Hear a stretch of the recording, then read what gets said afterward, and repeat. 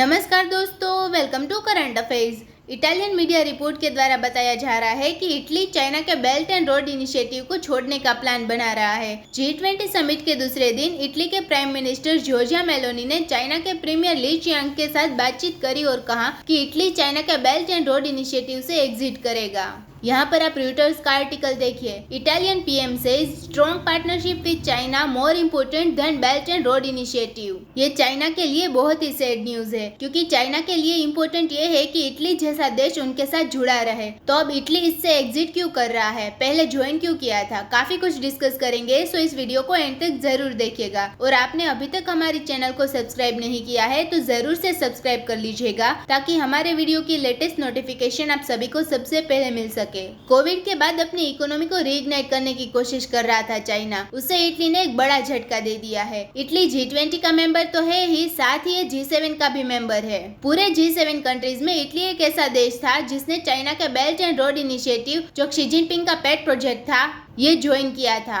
लेकिन कई समय से इटली को काफी सारी प्रॉब्लम्स फेस करनी पड़ रही थी। इसलिए G20 समिट में जॉर्जिया मेलोनी ने चाइनीज प्रीमियर ली चियांग से बात करते वक्त साफ साफ कह दिया कि हम बेल्ट एंड रोड इनिशिएटिव से एग्जिट करेंगे। Italian foreign minister Antonio Tajani China की विजिट करने के लिए जा रहे थे। उससे पहले उन्होंने कहा कि चाइना के साथ जो BRI डील हुई थी, ये इटालियन एक्सपेक्टेशन को पूरा करने में फेल रहा है। इसलिए इटली अब इस डील से विथड्रॉ कर रहा है। BRI डील मार्च 2024 में ऑटोमेटिकली रिन्यू होने वाला है, जब तक इटली विड्रॉ नहीं करता। इसलिए इस साल के अंत तक इटली विड्रॉ करना चाहता है। इटालियन फॉरेन मिनिस्टर ने कहा कि हम चाइना के साथ मिलकर काम करना कंटिन्यू रखना चाहते हैं, लेकिन हमें एक्सपोर्ट्स को भी एनालाइज करना चाहिए। BRI ने वो रिजल्ट नहीं दिया है जिनकी हम उम्मीद कर रहे थे। उन्होंने कहा कि 2022 में चाइना के अंदर इटालियन एक्सपोर्ट 16.5 बिलियन यूरोज का था, जबकि फ्रांस का एक्सपोर्ट था 23 बिलियन यूरोज और जर्मनी का 107 बिलियन यूरोज का एक्सपोर्ट था चाइना के अंदर। अब फ्रांस और जर्मनी तो BRI का पार्ट नहीं है, उसके बावजूद भी फ्रांस और जर्मनी अपना काफी सारा गुड्स चाइना के अंदर एक्सपोर्ट करते हैं।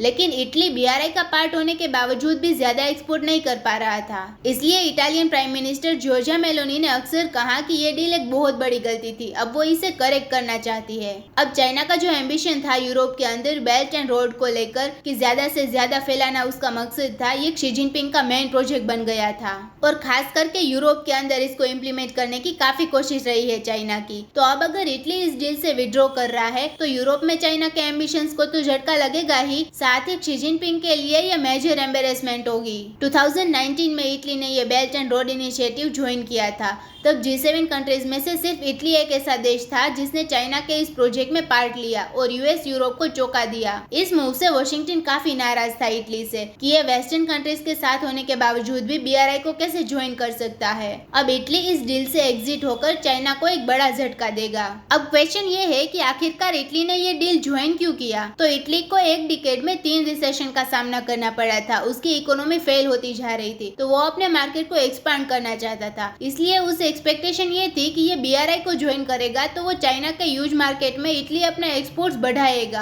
और इटली को उम्मीद ये थी कि चाइना काफी सारा इन्वेस्टमेंट करेगा इटली के अंदर। मतलब इटली यहाँ पर रिसेशन से बाहर निकलने की सोच रहा था, इटली एक अपॉर्चुनिटी ढूंढ रहा था और चाइना इन्वेस्टमेंट करेगा, इस उम्मीद से BRI साइन कर लिया। इसके अलावा इटली ने कई सारे एग्रीमेंट साइन किए हैं चाइना के साथ, जैसे कि cultural property and heritage sites, minor commercial agreements. लेकिन ये एग्रीमेंट्स इटली चाइना के रिलेशंस को बदलने में फेल हो गए हैं। इटली जब से BRI में शामिल हुआ है, उनका चाइना के अंदर एक्सपोर्ट्स तो बढ़ा है, 14 बिलियन यूरो से 18.5 बिलियन यूरो हो गया है। लेकिन चाइना ने यहाँ पर ड्रामेटिकली इटली के अंदर अपना एक्सपोर्ट्स इटली से भी ज्यादा बढ़ा दिया। चाइना के एक्सपोर्ट इटली के अंदर था 33 बिलियन यूरोज, वो बढ़ाकर 50.9 बिलियन यूरोज कर दिया। तो जो फायदा इटली को होना चाहिए था वो चाइना इटली से ले रहा था। अब चाइनीज इन्वेस्टमेंट की बात करें तो 2019 में चाइनीज FDI $650 मिलियन थी इटली में, और ये 2021 में जस्ट $33 मिलियन FDI रह गई। तो BRI ज्वाइन करने के बाद इटली में चाइनीज इन्वेस्टमेंट बढ़ने की बजाय कम होता जा रहा था।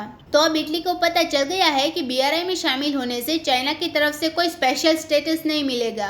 चाइना के साथ ज्यादा ट्रेड या ज्यादा इन्वेस्टमेंट करने की कोई गारंटी नहीं मिलती है। और एक बात बता दूं, जितने भी यूरोपियन यूनियन कंट्रीज है उसमें से 2/3 यूरोपियन यूनियन के कंट्रीज ने BRI ज्वाइन करने का डिसीजन लिया था, लेकिन इटली जैसा देश फंसता गया BRI में। ये बहुत बड़ा एग्जाम्पल है। इसी साल अप्रैल में यूरोपियन यूनियन और चाइना के बीच में ट्रेड एंड इन्वेस्टमेंट एग्रीमेंट हुआ था, वो कोलैप्स हो गया। यूरोप अब चाइना को as a competitor, as a rival, as a challenge की तरह देखता है। European Commission Ursula von der Leyen ने आर्ग्यू किया कि चाइनीज कम्युनिस्ट पार्टी का लक्ष्य चाइना को सेंटर में रखकर इंटरनेशनल बदलाव करना है। अब इसकी फॉर्मल अनाउंसमेंट कब होगी? तो बताया जा रहा है कि जॉर्जिया मेलोनी बीजिंग विजिट करने के लिए जा सकती है, तब ये फॉर्मल अनाउंसमेंट करेगी।